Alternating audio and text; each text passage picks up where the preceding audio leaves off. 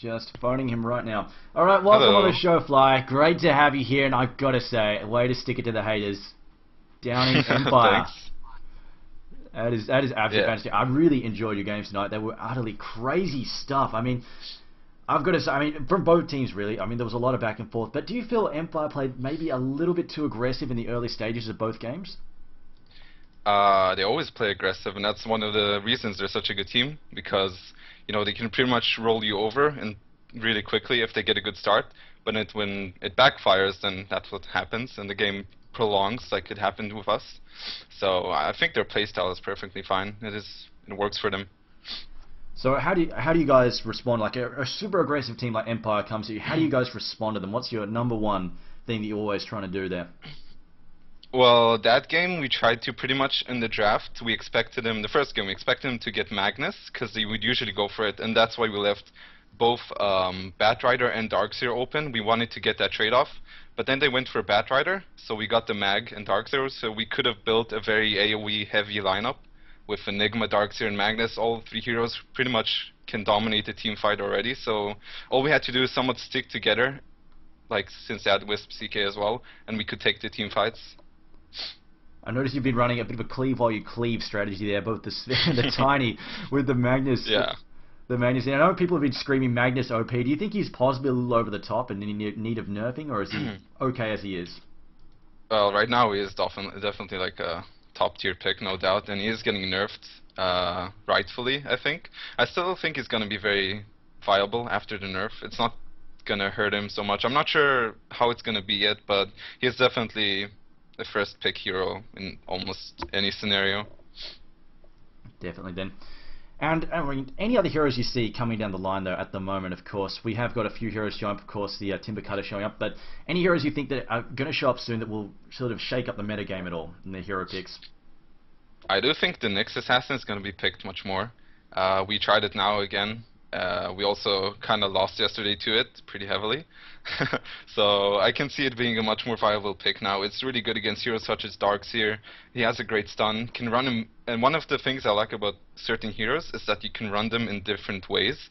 As in, for example, a Magnus, you could still run him as a mid hero, you can run him as an offlane, you can even support him. Same for the Nyx, you can solo him, you can support, you can pretty much do whatever with them. That's one of the good things about the hero. Yeah, well, of course, very flexible. And yeah, like I said, when I was opening up with the drafts, it was really, you guys could have gone a lot of different things with that lineup there. Now, what was it I was going to ask there? It was mostly about the Wisp. Now, of course, Empire, they have a really big reputation for funnick on Wisp. You guys saw them pick that up. You weren't worried about it, though. So if you see, how do you guys think is the best way to deal with Wisp, a Wisp combo, where they go ganking like crazy? That's why we went for the Shadow Demon. Actually, we play Wisp CKs a lot as well, so and yesterday we kinda got it handed to us when we played it ourselves. So we kinda learned that there is definitely weaknesses to it. One of them is Shadow Demon, because he can prevent the gank if he's at the right place at the right time. And then a lot of AoE heroes like we had, because if they TP in and we anticipate it, they pretty much just die instantly. It's really hard to play though. It's really hard to play against it. What the Wisp does is basically split you. Like if you're split, they can pretty much capitalize on it and kill you. So you kind of have to stick together. But then you can also get out-farmed because you're always together. So it's very hard to play against the Wisp, always is, and they play a really good Wisp CK. Yeah, funnick is one of the best in the business. Now, in January, you will be facing off against Empire, Dignitas, and Virtus Pro for the final playoffs there. Have you got any thoughts on those matches coming up against you, and particular teams? Who are you worried about there? Empire is definitely still, I think, the top contenders. I believe we're not going to play them first now. I'm not sure who's fourth seed, but VP is definitely a great team that we haven't played in a while. And Dignitas I feel most comfortable against because we've played them the most, I think.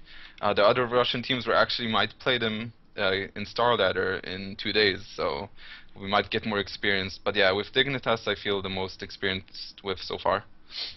Fair enough. And yeah, well, the Russians are going to be taking a Christmas break. Maybe they'll all come back drunk on vodka. Who knows? We'll see. We'll see. But yeah, coming into this game tonight, Empire, of course, like you said, they are definitely one of the bigger contenders in Europe right now for top tier tournaments. But how did you guys feel coming into this match? Do you feel comfortable with your chance against them, or are you really sort of worried about any particular strategy that might bust out? No, we were fairly confident. We feel like we can pretty much compete with any of the top European teams and US teams. We just have to get the draft really like pretty much focused on that only. It makes such a huge difference. It's really most of the game. And that's what we did. We kind of knew what they like to run and sort of had an idea coming into the game. So we were in a pretty good position, I felt like. Actually, I've got a question here from the viewers asking, why does Era never buy a BKB? That game, I believe, did he have a BKB? No, Both yeah, games didn't have a BKB. Well, the second game definitely had a Bane, so he didn't really see the point of going it. He actually made it in the end. No, sorry, no, he didn't. Just looking at the other game. I think both games they had a lockdown, which would go through BKB, like Batrider and Bane, so he didn't want to go for it. On Tiny, it's better, like perfectly fine. The Butterfly did so much more than a BKB would ever do. And the Sven game, yeah, they had the Bane, so he didn't really bother with it. I think it's fine in those games. He knows what he's doing. Awesome then. Anyway, so thanks for coming on the show. I'll give you a chance here. Would you like to give a shout out to all the haters? Give them a message. Give them the big bird. Nah, whatever. Haters gonna hate, you know. It's nice to prove wrong, but I'm sure we have a lot of supporters as well that liked watching us, and you know, shout out to those guys, and also shout out to the sponsors and to the Honey Badger, and that's it. I think. Okay.